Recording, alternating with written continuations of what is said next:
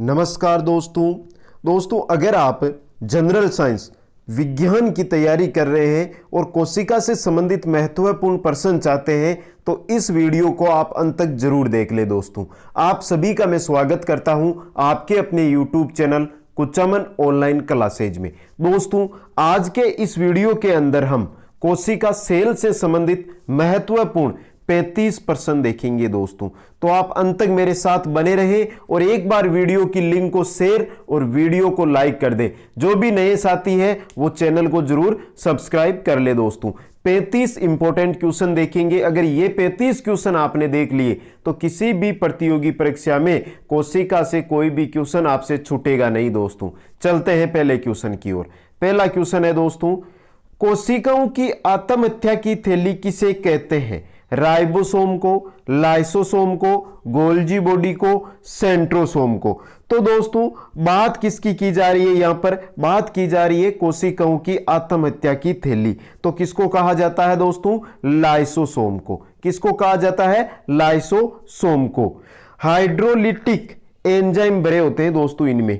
इनका जो मुख्य कार्य होता है वो होता है भोजन को पाचन करना, और जब ये फट जाती है तो कोशिका को नष्ट कर देती है। याद रखना दोस्तों इनके अंदर कौन से एंजाइम होते हैं? हाइड्रोलिटिक एंजाइम होते हैं। और जो कार्य होता है मुख्य ये क्या होता है? भोजन का पाचन करना। और जब लाइसोसोम फटते हैं तो ये कोशिका को नष्ट कर देते हैं। इसी वजह से इन्हें क्या कहा जाता है? कोशिका की आत्महत्या की थैली कहा जाता है। दोस्तों चलते हैं क्वेश्चन नंबर 2 की ओर। 2 नंबर क्वेश्चन है दोस्तों आपका, प्रोटीन संश्लेषण का प्लेटफॉर्म किसे कहा जाता है? राइबोसोम को, लाइसोसोम को, गोल्जी बॉडी को या सेंट्रोसोम को? अब बात किसकी हो रही है कि प्रोटीन संश्लेषण का प्लेटफॉर्म किसे कहा जाता है? तो दोस्तों बात हो रही है प्रोटीन संश्लेषण की। तो किसे कहा जाता है दोस्तों? राइबोसोम को। किसे कहा जाता है? राइबोसोम को प्रोटीन संश्लेषण का प्लेटफॉर्म कहा जाता है। दोस्तों राइबोसोम है ये प्रोटीन का निर्माण करते हैं। किसका? प्रोटीन का निर्माण करते हैं, इसीलिए इन्हें क्या कहा जाता है? प्रोटीन संश्लेषण का प्लेटफॉर्म कहा जाता है। चलते हैं क्वेश्चन नंबर 3 की ओर। 3 नंबर क्वेश्चन है दोस्तों आपका, इसमें से कौन सा कोशिका विभाजन में सहायता करता है? कौन है इनमें से जो कोशिका विभाजन में सहायता करता है? राइबोसोम है, लाइसोसोम है, गोल्जी बॉडी है या सेंट्रोसोम है? तो दोस्तों यहां पर बात हो रही है कोशिका विभाजन में हेल्प यानी सहायता की। तो कौन करता है? सेंट्रोसोम। ऑप्शन डी है वो सही रहेगा। दोस्तों आपको और बता दूं कि जो सेंट्रोसोम होते हैं ये केवल और केवल किसमें पाए जाते हैं?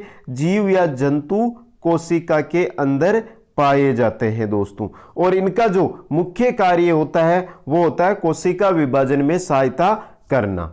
चलते हैं क्वेश्चन नंबर 4 की ओर। 4 नंबर क्वेश्चन है दोस्तों, कोशिकाओं की ट्रैफिक पुलिस किसे कहा जाता है? बहुत अच्छा क्वेश्चन है दोस्तों। जिस प्रकार हमारे यातायात का जो प्रबंध करते हैं ट्रैफिक पुलिस, उसी प्रकार जो कोशिका है उसके अंदर ट्रैफिक पुलिस का कार्य कौन करते हैं? गोल्जी बॉडी, केंद्रक झिल्ली, केंद्रक द्रव्य या कोशिका द्रव्य? तो दोस्तों कोशिका में ट्रैफिक पुलिस का कार्य है वो कौन करते हैं? Golgi body. कौन करते हैं? गोल्जी बॉडी करते हैं। दोस्तों इनका जो मुख्य कार्य है वो होता है वसा का संचयन करना। किसका? वसा का संचय करना और उसका स्त्रावण करना, इसलिए इसे कोशिका का ट्रैफिक पुलिस भी कहा जाता है। चलते हैं क्वेश्चन नंबर 5 की ओर। 5 नंबर क्वेश्चन है दोस्तों, प्रकृति की सबसे बड़ी कोशिका किसके अंदर होती है? ऊंट के बच्चे के अंदर, शुतुरमुर्ग के अंडे के अंदर, मोर के अंडे के अंदर, जिराफ का बच्चा? तो बात किसकी हो रही है दोस्तों यहां पर कि सबसे बड़ी कोशिका किसमें होती है? तो दोस्तों सबसे जो बड़ी कोशिका होती है वो किसमें होती है? शुतुरमुर्ग के अंडे के अंदर होती है दोस्तों। अब दोस्तों बात कर लेते हैं सबसे छोटी कोशिका। तो सबसे छोटी कोशिका होती है प्लूरोनियोनिया में। किसमें? प्लूरोनियोनिया में। याद रखना है दोस्तों इसके अंदर क्या होती है, सबसे छोटी कोशिका होती है। आगे हम बात कर लेते हैं दोस्तों कि सबसे लंबी कोशिका किसमें होती है। तो तंत्रिका कोशिका, न्यूरॉन होती है तंत्रिका कोशिका, आप जानते हैं, वो सबसे लंबी कोशिका होती है। तो याद रखनी है, सबसे बड़ी कोशिका शुतुरमुर्ग के अंडे में, सबसे छोटी कोशिका प्लूरोनियोनिया, और सबसे लंबी कोशिका जो तंत्रिका हमारा कोशिका है न्यूरॉन, वो होती है। चलते हैं क्वेश्चन नंबर 6 की ओर। 6 नंबर क्वेश्चन है दोस्तों, निम्न में से कौन सा अवयव कोशिकाओं में नहीं पाया जाता है? प्रोटीन, कार्बोहाइड्रेट, वसा, सोडियम। बहुत अच्छा क्वेश्चन है दोस्तों। पूछा क्या है कि कौन सा अवयव है जो कोशिकाओं में नहीं पाया जाता है। तो दोस्तों प्रोटीन भी पाया जाता है, कार्बोहाइड्रेट भी पाया जाता है, वसा भी पाई जाती है, लेकिन बात किसकी हो रही है? अवयव। तो सोडियम नहीं पाया जाता है। दोस्तों अब बात कर लेते हैं कि जो कोशिकाएं होती हैं इनके अंदर कौन कौन से अवयव पाए जाते हैं। तो दोस्तों सबसे पहले बात करते हैं जल की। तो जल की मात्रा होती है 75 से 85%। कितनी होती है? 75 से 85%। बाद में बात करते हैं प्रोटीन की। तो प्रोटीन की जो मात्रा होती है वो होती है 9 से 12%। कार्बोहाइड्रेट, आगे है कार्बोहाइड्रेट। कार्बोहाइड्रेट की जो मात्रा होती है वो कितनी होती है? 2% होती है। वसा 2 से 3%। 2 से 3%। अब दोस्तों ये मत सोच लेना कि सर यहां पर 85 है, यहां पर 12 है तो 97 और हो गए। दोस्तों यहां पर ये सोचो कि 76 भी हो सकता है, ये 9 भी हो सकता है, तो उसी हिसाब से 4 हो गए दोस्तों। आगे वाले 4 और बता देता हूं मैं। डीएनए होता है दोस्तों 0.4%। आरएनए होता है आपका 0.7%। और दोस्तों जो कार्बनिक पदार्थ होते हैं, कार्बनिक पदार्थ वो होते हैं आपके 0.4%। और अकार्बनिक पदार्थ, जो अकार्बनिक पदार्थ होते हैं दोस्तों, अकार्बनिक पदार्थ वो होते हैं 1.5%। तो ये अवयव कोशिका के अंदर पाए जाते हैं। चलते हैं क्वेश्चन नंबर 7 की ओर। 7 नंबर क्वेश्चन है दोस्तों, कोशिकाओं में निम्न में से कौन सा तत्व पाए जाते हैं? अब दोस्तों यहां पर अवयव की बात नहीं हो रही है, तत्व की बात हो रही है। तो कौन से तत्व पाए जाते हैं? हाइड्रोजन, ऑक्सीजन, सोडियम, उपरोक्त सभी। तो दोस्तों यहां पर देखिए तो हाइड्रोजन भी पाया जाता है, ऑक्सीजन भी पाया जाता है, सोडियम भी पाया जाता है। तो राइट आंसर आपका डी रहेगा, उपरोक्त सभी तीनों तत्व पाए जाते हैं। अब बात कर लेते हैं कि कोशिका के अंदर कौन कौन से तत्व कितने प्रतिशत होते हैं। तो दोस्तों ऑक्सीजन होता है आपका 65%। कितना होता है? 65%। कार्बन होता है 18%। हाइड्रोजन होता है 10%। नाइट्रोजन होता है 2 से 5%। कैल्शियम होता है आपका 0.15%। और सोडियम है वो होता है आपका दोस्तों कितना होता है? 2%। तो ये होते हैं तत्व कोशिका के अंदर दोस्तों। अब एक जानकारी और दे दूं दोस्तों, अब बहुत बार ये क्वेश्चन पूछा गया है कि कोशिका के अध्ययन को क्या कहा जाता है। तो दोस्तों कोशिका के अध्ययन को कोशिका विज्ञान कहा जाता है। यह सिंपल क्वेश्चन है लेकिन याद रखना है, क्योंकि वहां पर आप कंफ्यूज हो सकते हो। तो कोशिका के अध्ययन को कोशिका विज्ञान कहते हैं। चलते हैं क्वेश्चन नंबर 8 की ओर। 8 नंबर क्वेश्चन है, कोशिका विभाजन की प्रक्रिया की जानकारी सर्वप्रथम किसने दी थी? वीरचाउ ने, वाटर फ्लेमिंग ने, रॉबर्ट ब्राउन ने या इंटरफेज ने? अब दोस्तों यहां पर बात हो रही है कि सर्वप्रथम जो कोशिका विभाजन है, कोशिका का जो विभाजन होता है, इसकी सर्वप्रथम जानकारी किसने दी थी? तो किसने दी थी दोस्तों? वीरचाउ ने। किसने दी थी? वीरचाउ ने। और दी कब थी? 1855 ईस्वी में। कब दी थी? 1855 ईस्वी के अंदर जानकारी दी थी दोस्तों। चलते हैं क्वेश्चन नंबर 9 की ओर। 9 नंबर का क्वेश्चन है दोस्तों, कोशिकाओं का डायरेक्टर एंड कंट्रोलर किसे कहा जाता है? डायरेक्टर एंड कंट्रोलर किसे कहा जाता है कोशिकाओं का? केंद्रक को, डीएनए को, आरएनए को, कोशिका द्रव्य को? तो दोस्तों जो बात किसकी कर रहे हैं कि कोशिकाओं के डायरेक्टर एवं कंट्रोलर, तो किसको कहा जाता है? केंद्रक को कहा जाता है। अब दोस्तों केंद्रक है, इसकी खोज हुई थी 1831 में। कब हुई थी? 1831 में। किसने की थी दोस्तों? रॉबर्ट ब्राउन ने। रॉबर्ट ब्राउन ने इसकी खोज की थी दोस्तों। ये इंपॉर्टेंट क्वेश्चन है, ध्यान रखना दोस्तों। केंद्रक की खोज 1831 में किसने की थी? रॉबर्ट ब्राउन ने की ही थी दोस्तों। चलते हैं नेक्स्ट क्वेश्चन, क्वेश्चन नंबर 10 की ओर। 10 नंबर क्वेश्चन है, कोशिका विभाजन के कितने प्रकार होते हैं? बहुत अच्छा क्वेश्चन है दोस्तों। बात किसकी हो रही है कि कोशिका विभाजन है उसके कितने प्रकार होते हैं? 2, 3, 4 या 5? तो दोस्तों कोशिका विभाजन के 3 प्रकार होते हैं। अब बात कर लेते हैं कि कोशिका विभाजन के 3 प्रकार तो होते हैं, लेकिन वो होते कौन कौन से हैं? तो दोस्तों 3 प्रकार होते हैं। पहला होता है असूत्री। कौन सा? असूत्री। दूसरा आपके होता है वो होता है समसूत्री। कौन सा? समसूत्री।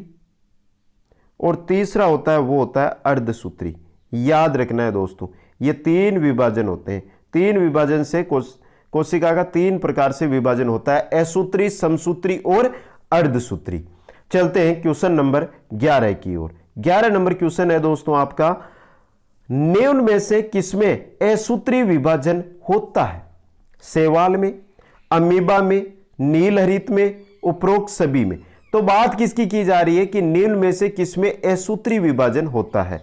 तो दोस्तों आपको बता दूं कि चाहे शैवाल हो, चाहे अमीबा हो, चाहे नीलहरित हो, इन तीनों के अंदर ही क्या होता है? असूत्री विभाजन होता है दोस्तों।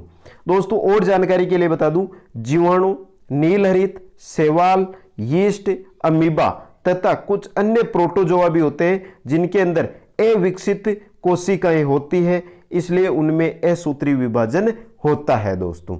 चलते हैं क्वेश्चन नंबर 12 की ओर। 12 नंबर क्वेश्चन है आपका दोस्तों, समसूत्री कोशिका विभाजन की खोज किसने की थी? बहुत इंपॉर्टेंट क्वेश्चन है दोस्तों। बात किसकी कर रहे हैं कि समसूत्री जो कोशिका विभाजन है इसकी खोज किसने की थी? वीरचाउ ने, वाटर फ्लेमिंग ने, रॉबर्ट ब्राउन ने, इंटरफेज ने।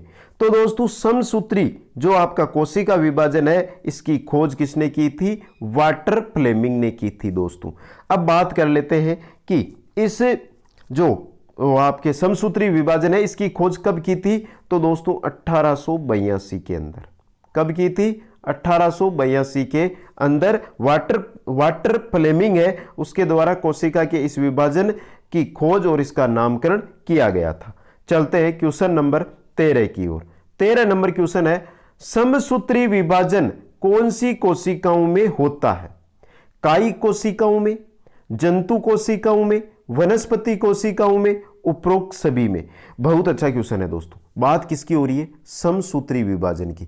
तो दोस्तों कायिक कोशिकाओं में भी होता है, जंतु कोशिकाओं में भी होता है और वनस्पति कोशिकाओं में भी होता है। तो उपरोक्त सभी आपका यहां पर सही रहेगा। समसूत्री विभाजन तीनों के अंदर होता है दोस्तों। चलते हैं क्वेश्चन नंबर 14 की ओर। 14 नंबर क्वेश्चन है दोस्तों आपका, समसूत्री विभाजन कितनी अवस्थाओं में संपन्न होता है? 4 में, 5 में, 6 में, 9 में। बहुत अच्छा क्वेश्चन है। तो जो समसूत्री विभाजन होता है दोस्तों वो कितनी अवस्थाओं में संपन्न होता है? 5 अवस्थाओं में संपन्न होता है। अब दोस्तों इन 5 अवस्थाओं के मैं नाम बोल रहा हूं, याद रख लेना। Interphase, prophase, metaphase, anaphase, telophase. वापस बोल दूं, इंटरफेज, प्रोफेज, मेटाफेज, एनाफेज और टेलोफेज। ये 5 अवस्थाएं होती है। चलते हैं क्वेश्चन नंबर 15 की ओर। 15 नंबर आपका क्वेश्चन है दोस्तों, 2 कोशिका विभाजन के बीच की वह अवधि जिसमें कोशिका स्वयं को विभाजन के लिए तैयार करती है उसे क्या कहते हैं? इंटरफेज, प्रोफेज, टेलोफेज या एनाफेज। बहुत अच्छा क्वेश्चन है। क्वेश्चन क्या दिया गया है कि 2 कोशिका विभाजन के बीच की वह अवधि, जब कोशिका विभाजन हो रहा है उसकी वह अवधि जब कोशिका स्वयं को विभाजन के लिए तैयार करती है उसे क्या कहा जाता है? उसे इंटरफेज कहा जाता है दोस्तों। ऐसे क्वेश्चन है दोस्तों जो चाहे आप एसएससी की तैयारी कर रहे हो, चाहे रेलवे की तैयारी कर रहे हो, चाहे स्टेट भर्तियों की तैयारी कर रहे हो, इनसे बार आपको कोई क्वेश्चन नहीं मिलेगा। तो एक एक क्वेश्चन को ध्यान से देखते जाइए दोस्तों। चलते हैं 16 नंबर क्वेश्चन की ओर। 16 नंबर क्वेश्चन है दोस्तों आपका, कोशिका विभाजन की प्रथम अवस्था कौन सी है जिसके अंतर केंद्र विलुप्त हो जाता है, जिसके अंदर क्या होता है, केंद्र विलुप्त होता है, कौन सी अवस्था है वो? इंटरफेज, प्रोफेज, टेलोफेज या एनाफेज? तो दोस्तों आपको बता दूं कि केंद्र किस अवस्था में विलुप्त होता है दोस्तों, आपके प्रोफेज के अंदर। प्रोफेज के अंदर जो केंद्रक है वो विलुप्त हो जाता है। प्रोफेज विभाजन की प्रथम अवस्था होती है। ये जो प्रोफेज है ये विभाजन की प्रथम अवस्था होती है तथा गुणसूत्र मध्य रेखा पर मेटाफेज में आते हैं। एनाफेज सबसे कम अवधि लगभग 2 से 3 मिनट में संपन्न हो जाती है, एनाफेज अवस्था है वो। और क्रोमेटिड यूवी या एल की आकृति ले लेते हैं, क्रोमेटिड होते हैं वो।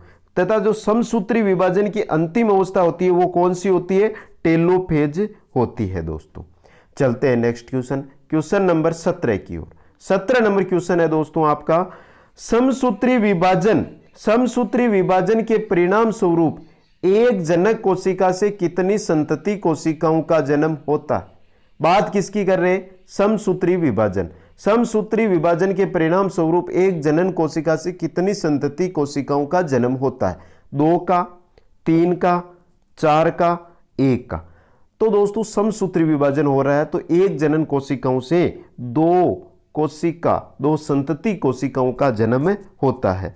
दोस्तों समसूत्री विभाजन के परिणाम स्वरूप बने प्रत्येक संतति जो कोशिका होती है उसके अंदर जो गुणसूत्रों की संख्या होती है वो जनन कोशिका के समान होती है। जितने आपकी जनन कोशिका के अंदर गुणसूत्र होते हैं उतने ही संतति कोशिकाओं के अंदर, अगर इसके अंदर 10 है तो इसके अंदर भी 10 होंगे और इसके अंदर भी 10 होंगे दोस्तों। चलते हैं क्वेश्चन नंबर 18 की ओर। 18 नंबर क्वेश्चन है दोस्तों आपका, शरीर में नवीन कोशिकाओं का निर्माण किसके द्वारा होता है? असूत्री विभाजन के द्वारा, समसूत्री विभाजन के द्वारा, अर्धसूत्री विभाजन के द्वारा या उपरोक्त सभी के द्वारा? तो दोस्तों अभी हमने पढ़ा था कि समसूत्री कोशिका के द्वारा एक कोशिका से 2 कोशिकाओं का निर्माण हो रहा था। तो किससे होगा? समसूत्री विभाजन के द्वारा। शरीर में नवीन कोशिकाओं का निर्माण समसूत्री विभाजन के द्वारा होता है दोस्तों समसूत्री विभाजन के कारण ही जीवों में वृद्धि एवं विकास होता है दोस्तों। कुछ सूक्ष्म जीवों में इसी विभाजन के द्वारा अलैंगिक प्रजनन की प्रक्रिया होती है। क्या होती है? अलैंगिक प्रजनन की प्रक्रिया समसूत्री विभाजन के द्वारा ही होती है दोस्तों। और दोस्तों जो नवीन कोशिकाओं का निर्माण होता है वो तो समसूत्री विभाजन के द्वारा ही होता है, और जो शरीर की मरम्मत होती है या घाव भरने होते हैं वो भी किससे होते हैं? समसूत्री विभाजन के द्वारा ही होते हैं। चलते हैं नेक्स्ट क्वेश्चन नंबर 19 की ओर। अर्धसूत्री विभाजन की खोज किसने की थी? विजमेन ने, स्ट्रासबर्गर ने, वाटर फ्लेमिंग ने, फार्मर व मूरे ने। तो दोस्तों वाटर फ्लेमिंग ने तो किसकी की थी? समसूत्री की। तो स तो आपका कट गया, बाकी में देख लेते हैं। तो दोस्तों अर्धसूत्री की बात हो रही है तो अर्धसूत्री विभाजन की खोज की थी आपके विजमेन ने। किसने की थी? विजमेन ने की थी दोस्तों। अब बात कर लेते हैं कि अर्धसूत्री विभाजन है इसको और किस नाम से जाना जाता है। तो दोस्तों इंपॉर्टेंट क्वेश्चन है, 2 भर्तियों में पूछा गया क्वेश्चन है। न्यूनकारी विभाजन। न्यूनकारी विभाजन किस कोशिका विभाजन को कहा जाता है?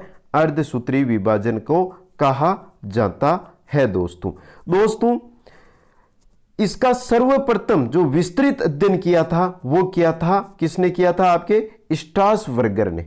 याद रखना दोस्तों, स्ट्रासबर्गर ने इसका सर्वप्रथम विस्तृत अध्ययन किया था, ये याद रखना है। खोज किसने की थी? विजमेन ने।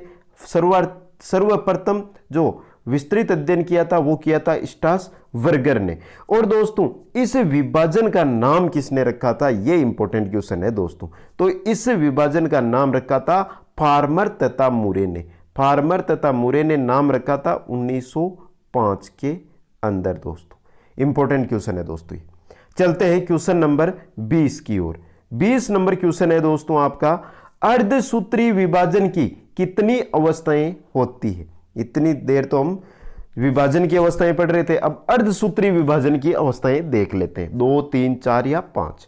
तो कितनी होती है दोस्तों अर्धसूत्री विभाजन की? अर्धसूत्री विभाजन की 2 अवस्थाएं होती है। कौन कौन सी? अर्धसूत्री फर्स्ट तथा अर्धसूत्री सेकेंड, ये 2 अवस्थाएं होती है। और ये विभाजन होता है, ये सिर्फ किन कोशिकाओं में होता है दोस्तों? जनन कोशिकाओं के अंदर होता है दोस्तों। चलते हैं क्वेश्चन नंबर 21 की ओर। 21 नंबर क्वेश्चन है दोस्तों, कोशिका किसी जीव की कौन सी इकाई होती है? बहुत अच्छा क्वेश्चन है दोस्तों। कोशिका किसी जीव की कौन सी इकाई होती है? संरचनात्मक, कार्यात्मक, संरचनात्मक एवं कार्यात्मक, सूत्रकणिकाएं। ये क्वेश्चन है दोस्तों, इससे ज्यादा कोशिका से कोई क्वेश्चन पूछा ही नहीं गया आज तक, बहुत इंपॉर्टेंट क्वेश्चन है। तो दोस्तों कोशिका होती है वो जीव की संरचनात्मक और कार्यात्मक दोनों प्रकार की इकाई होती है। ऑप्शन से आपका सही रहेगा। चलते हैं 22 नंबर क्वेश्चन की ओर। 22 नंबर क्वेश्चन है दोस्तों, कोशिकाओं की सर्वप्रथम खोज रॉबर्ट हुक ने 1665 में की थी। जिस उपकरण के माध्यम से कोशिकाओं की खोज की गई थी उसे क्या कहते हैं? शायद इससे सिंपल क्वेश्चन आपको कोई नहीं मिलेगा। क्या कहा जाता है? जिस उपकरण के माध्यम से कोशिकाओं की खोज की गई थी, प्रकाश सूक्ष्मदर्शी, माइक्रोस्कोप, प्लाज्मा मेम्ब्रेन या प्रिज्म। तो दोस्तों उसको क्या कहा जाता है? माइक्रोस्कोप। इसकी सहायता से क्या की गई थी? कोशिकाओं की खोज की गई थी। इंपॉर्टेंट क्वेश्चन है दोस्तों ये। चलते हैं 23 नंबर क्वेश्चन की ओर। 23 नंबर क्वेश्चन है दोस्तों, संजीव माध्यम में कोशिकाओं की खोज किस वैज्ञानिक ने की थी? अब बात किसकी हो रही है कि संजीव के अंदर कोशिकाओं की खोज किसने की थी? रॉबर्ट हुक ने, एंटोनी वॉन ल्यूवेनहोक ने, वाल्टर फ्लेमिंग ने, स्ट्रासबर्गर ने। तो दोस्तों संजीव माध्यम की बात हो रही है, तो इसके अंदर खोज की थी एंटोनी वॉन ल्यूवेनहोक ने। किसने की थी? एंटोनी वॉन ल्यूवेनहोक ने की थी। और दोस्तों इन्होंने कब की थी? 1683 के अंदर। ये इंपॉर्टेंट क्वेश्चन है दोस्तों, क्योंकि दोस्तों सीधा क्वेश्चन नहीं पूछा जाएगा कोशिकाओं की खोज किसने की थी, कभी नहीं पूछा जाएगा। क्वेश्चन पूछा जाएगा संजीव माध्यम में कोशिकाओं की खोज किसने की थी? एंटोनी ल्यूवेनहोक ने। कब की थी? 1683 ईस्वी में की थी दोस्तों। और दोस्तों इन्होंने कोशिकाओं को किससे देखा था? प्रकाश सूक्ष्मदर्शी की सहायता से देखा था। चलते हैं क्वेश्चन नंबर 24 की ओर। 24 नंबर क्वेश्चन है दोस्तों आपका, इलेक्ट्रॉन सूक्ष्मदर्शी की खोज किसने की थी? बहुत अच्छा क्वेश्चन है दोस्तों। रॉबर्ट हुक ने, नाल व रस्का ने, एंटोनी वॉन ल्यूवेनहोक ने, वाल्टर फ्लेमिंग ने। तो बात किसकी हो रही है? इलेक्ट्रॉन सूक्ष्मदर्शी की। तो इलेक्ट्रॉन सूक्ष्मदर्शी है, इसकी खोज की थी दोस्तों नाल व रस्का ने। ऑप्शन ब आपका सही रहेगा। चलते हैं 25 नंबर क्वेश्चन की ओर। 25 नंबर क्वेश्चन है दोस्तों, कोशिकाएं कितने प्रकार की होती है? 2, 3, 5, 6। बहुत सिंपल क्वेश्चन है, लेकिन बहुत सारे साथियों को पता नहीं रहता है, क्योंकि आप ऑनलाइन पढ़ते हो, क्लासें लेते हो, वहां पर आपको कभी पूरा कोर्स नहीं करवाया जाता है। अगर पूरा कोर्स करवा देंगे तो उनकी क्लासें कैसे चलेगी, क्योंकि आपके नोट्सों से ही आपके साथी पढ़ लेंगे। तो कोशिकाएं कितने प्रकार की होती है? 2 प्रकार की होती है। कौन कौन सी होती है? अविकसित कोशिका, विकसित कोशिका। इससे सिंपल शायद ही कोई क्वेश्चन होगा दोस्तों। तो यह था हमारा 25 नंबर क्वेश्चन। चलते हैं क्वेश्चन नंबर 26 की ओर। 26 नंबर क्वेश्चन है दोस्तों, कोशिका का मुख्य कितने भाग होते हैं? कोशिका के मुख्य कितने भाग होते हैं? 2, 3, 5, 6। तो दोस्तों कोशिका के भागों की बात हो रही है तो 2 भाग होते हैं। ऑप्शन ए आपका सही रहेगा। कौन कौन से होते हैं दोस्तों? तो नाम भी लिख देता हूं। पहला भाग होता है आपके, और सिंपल क्वेश्चन है, नाम ही लिख रहा हूं मैं तो बस, कोशिका भित्ति। पहला भाग तो हो गया कोशिका भित्ति, और दूसरा भाग हो गया जीव द्रव्य। ये 2 भाग होते हैं कोशिका के, याद रखना दोस्तों। तो कोशिका के 2 भाग होते हैं, कोशिका भित्ति और जीव द्रव्य। चलते हैं क्वेश्चन नंबर 27 की ओर। बहुत इंपॉर्टेंट क्वेश्चन है 27 नंबर क्वेश्चन दोस्तों, ध्यान से देखना। कोशिका भित्ति किसी भी कोशिका का बाह्य आवरण बनाती है, और यह सिर्फ वनस्पति कोशिका में पाई जाती है। यह किसकी बनी होती है? प्रोटीन की, सेल्यूलोज की, कार्बोहाइड्रेट की, रक्त की। तो दोस्तों ये तो आपने बहुत बार पढ़ रखा है कि कोशिका भित्ति है उसका निर्माण सेल्यूलोज से होता है, तो ऑप्शन ब आपका सही रहेगा। चलते हैं क्वेश्चन नंबर 28 की ओर। 28 नंबर क्वेश्चन है दोस्तों, जंतु कोशिका की बाह्य झिल्ली प्लाज्मा झिल्ली कहलाती है, ये किसकी बनी होती है? जंतु कोशिका की जो बाह्य झिल्ली होती है वो प्लाज्मा झिल्ली कहलाती है, तो ये किसकी बनी होती है? लाइपोप्रोटीन की, सेल्यूलोज की, कार्बोहाइड्रेट की या रक्त की? ये क्वेश्चन आपको बहुत कम बार मिलेगा, लेकिन इंपॉर्टेंट क्वेश्चन है दोस्तों। किसकी बनी होती है जो झिल्ली होती है बाह्य झिल्ली? लाइपोप्रोटीन की। ऑप्शन ए आपका सही रहेगा। चलते हैं क्वेश्चन नंबर 29 की ओर। 29 नंबर क्वेश्चन है दोस्तों, जीवन का भौतिक आधार किसे कहते हैं? कोशिका भित्ति को, वनस्पति कोशिका को, जंतु कोशिका को, जीव द्रव्य को? तो बात किसकी कर रहे हैं? जीवन का भौतिक आधार किसे कहते हैं? तो दोस्तों जीवन का भौतिक आधार कहा जाता है किसको? जीव द्रव्य को। ऑप्शन द है आपका वो सही रहेगा दोस्तों। किसी भी कोशिका के कोशिका भित्ति को छोड़कर शेष संपूर्ण भाग जीव द्रव्य कहलाता है दोस्तों, और यह जीवन का भौतिक आधार है। इसके दो भागों में विभाजित किया जाता है। दो भाग कौन कौन से होते हैं जीव द्रव्य के, ये भी बता देता हूं दोस्तों। तो कोशिका द्रव्य, एक तो हो गया आपके कोशिका द्रव्य और एक हो गया केंद्रक, ये दो भाग होते जीव द्रव्य के। तो दोस्तों ये भी एक इंपॉर्टेंट क्वेश्चन है, ध्यान रखना है दोस्तों। जीवन का भौतिक आधार किसे कहते हैं? जीव द्रव्य को कहते हैं। चलते हैं क्वेश्चन नंबर 30 की ओर। 30 नंबर क्वेश्चन है आपका, जंतु कोशिकाओं के बाहरी आवरण के बीच का भाग क्या कहलाता है? और कोशिकाओं के सभी आवश्यक अंग इसी के भाग होते हैं। कोशिका द्रव्य, कंकाल तंत्र, कोशिका अंग, माइटोकॉन्ड्रिया। तो जंतु कोशिका के बाहरी आवरण के बीच का भाग, यानी जो बाहरी आवरण है उसके अंदर जो भरा हुआ भाग होता है उसको क्या कहते हैं? क्या कहते हैं दोस्तों? कोशिका द्रव्य। अभी अभी मैंने बताया था आपको, क्या कहते हैं? कोशिका द्रव्य कहते हैं। केंद्रक और प्लाज्मा मेम्ब्रेन, ये जंतु कोशिका का बाह्य आवरण के बीच का भाग कोशिका द्रव्य, कोशा द्रव्य कहलाता है, और कोशिका के सभी आवश्यक अंग इसी भाग में पाए जाते हैं, जो कि कोशिका के अंगक कहलाते हैं दोस्तों। याद रखना है, केंद्रक और प्लाज्मा को छोड़कर, प्लाज्मा मेम्ब्रेन इनको छोड़कर बाकी जो भी भाग है वो इसी के अंदर पाए जाते हैं। जबकि केंद्रक भी इसी के अंदर पाया जाता है, लेकिन उसको कोशिका द्रव्य का भाग नहीं माना जाता, उसको अलग भाग माना जाता है। चलते हैं 31 नंबर क्वेश्चन की ओर। कोशिकाओं का कंकाल तंत्र किसे कहा जाता है? अंतःप्रद्रवीय जालिका को, माइटोकॉन्ड्रिया को, लाइसोसोम को, लवक को? बात हो रही है कंकाल तंत्र की, वो भी किसके? कोशिकाओं के। तो कोशिकाओं का कंकाल तंत्र कहा जाता है अंतःप्रद्रवीय जालिका को। किसको कहा जाता है? अंतःप्रद्रवीय जालिका को कोशिकाओं का कंकाल तंत्र कहा जाता है। अंतःप्रद्रवीय जालिका कोशिका कंकाल तंत्र कहलाती है, और इसका जो मुख्य कार्य होता है वो कोशिका को ढांचा और कोशिका को मजबूती प्रदान करने का होता है दोस्तों।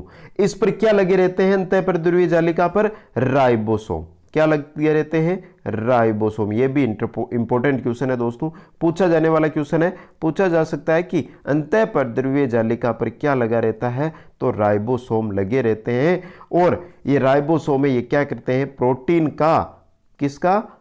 प्रोटीन का संश्लेषण का कार्य करते हैं। चलते हैं 32 नंबर क्वेश्चन की ओर। 32 नंबर क्वेश्चन है आपका, शरीर में भोजन का ऑक्सीकरण किसमें होता है?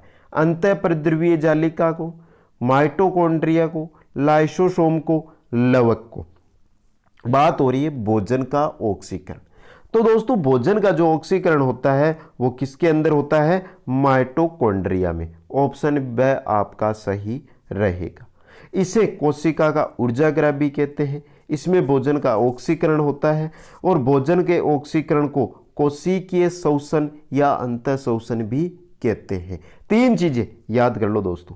माइटोकॉन्ड्रिया को कोशिका का ऊर्जाग्रह कहते हैं, माइटोकॉन्ड्रिया में भोजन का ऑक्सीकरण होता है, और इस भोजन के ऑक्सीकरण को कोशिकीय शोषण या अंतःशोषण कहते हैं दोस्तों। और जब ये ऑक्सीकरण होता है उसके फलस्वरूप जो ऊर्जा बनती है वो एटीपी के रूप में बनती है और माइटोकॉन्ड्रिया में संग्रहित होती है। चलते हैं क्वेश्चन नंबर 33 की ओर। लवक कितने प्रकार के होते हैं? 4, 3, 2, इनमें से कोई नहीं। तो दोस्तों लवक बहुत अच्छा क्वेश्चन है। वैसे तो लवक आपके 3 प्रकार के होते हैं। ऑप्शन बी आपका सही रहेगा। अब बात कर लेते हैं कौन कौन से होते हैं।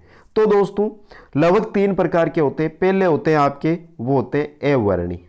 कौन से होते हैं? अवर्णी लवक। दूसरे होते हैं वो होते हैं आपके वर्णी लवक।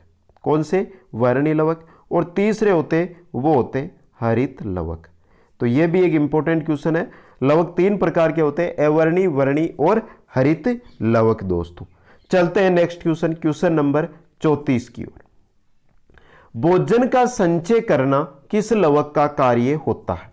अवर्णी लवक का, वर्णी लवक का, हरित लवक का, उपरोक्त सभी का। तो बात हो रही है भोजन का संचय करना। भोजन का संचय करना यह होता है दोस्तों आपके अवर्णी लवक का कार्य। किसका होता है? अवर्णी लवक का कार्य होता है। और दोस्तों ये पौधे के रंगहीन भागों में पाए जाते हैं, जैसे हम देख सकते हैं शकरकंद हो, आलू हो, इनके अंदर। चलते हैं अंतिम क्वेश्चन। दोस्तों कोशिकाओं से संबंधित हमारा अंतिम क्वेश्चन रहेगा 35 नंबर। 35 नंबर क्वेश्चन है हमारा, टमाटर का लाल रंग किसके कारण होता है? लाइकोपिन, बिटानिन, केरोरिन या जेंथोसाइनिन। तो बात हो रही लाल रंग, टमाटर का लाल रंग। तो दोस्तों टमाटर का जो लाल रंग है वो किसके कारण होता है? लाइकोपिन के कारण होता है। वर्णी लवक के कारण पौधों में रंगीन होते हैं। जो पौधों में फूल होते हैं, पुष्प होते हैं, इनका जो लाल रंग होता है, सॉरी लाल नहीं, जो रंगीन रंग होता है वो किस लवक के कारण होता है? वर्णी लवक के कारण होता है। और जो टमाटर का लाल रंग है वो लाइकोपिन के कारण होता है। दोस्तों इसी प्रकार हम गाजर व मिर्च का रंग देखें तो वो केरोरिन के कारण होता है, चुकंदर का बिटानिन के कारण होता है, बैंगन का रंग होता है वो जेंथोसाइनिन के कारण होता है। तो दोस्तों लाइकोपिन से टमाटर हो गया, बिटानिन से आपके कौन हो गया? चुकंदर हो गया, केरोनिन से आपके गाजर और मिर्च हो गई, और जेंथोसाइनिन से आपके कौन हो गई? बैंगन हो गया। दोस्तों तो ये थे हमारे दोस्तों कोशिका से संबंधित महत्वपूर्ण 35 क्वेश्चन।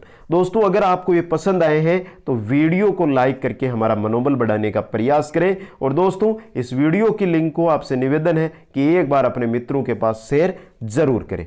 आप सभी को बहुत बहुत धन्यवाद। जय हिंद, जय भारत।